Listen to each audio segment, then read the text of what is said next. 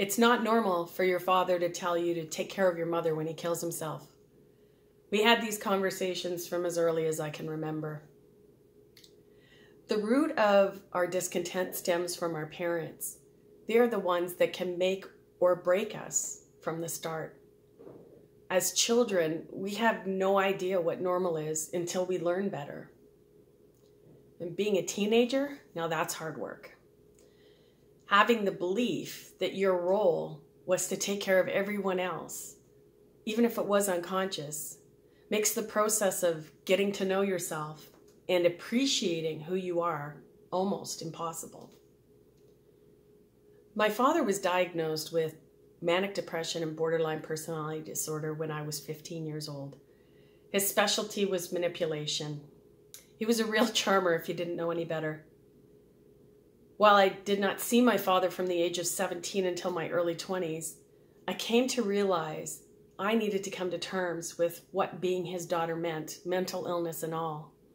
All of this while still reeling from the understanding that when he said, "I love you," it was just words.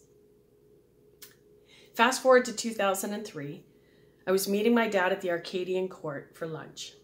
Like something out of a Hallmark movie, this room with its grand hall is an Art Deco masterpiece in the middle of downtown Toronto. I had some big news, that thing that will connect us.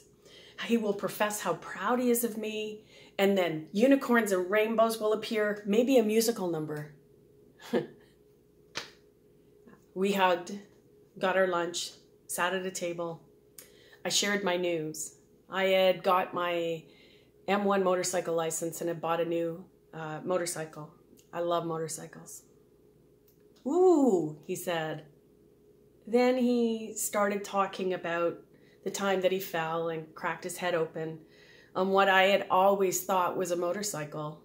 Turns out, I would learn later, it was more like a moped. And that he had to drive himself to the hospital with blood running down his back.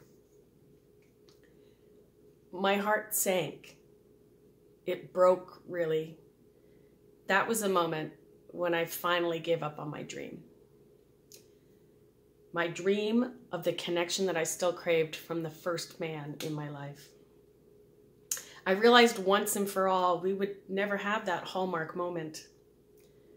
While I asked him questions through the years, trying to understand my father, I never really expected to get inside. Our job here is to love ourselves. We begin by seeking our parents' approval.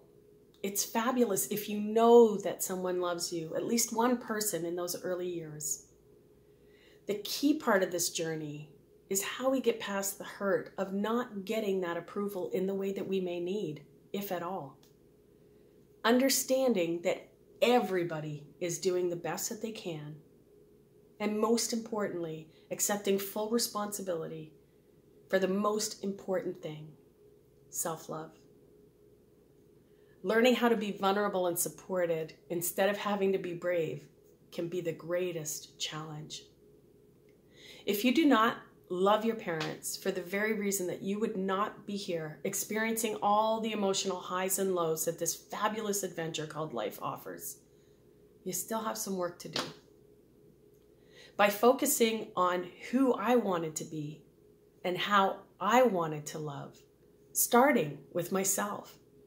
My dad helped me to learn how to love unconditionally, loving him where he was, not where I wanted him to be.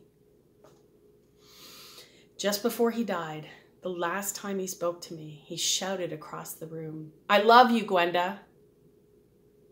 I knew he meant it. While it was definitely not the way I scripted it, I got my Hallmark moment after all.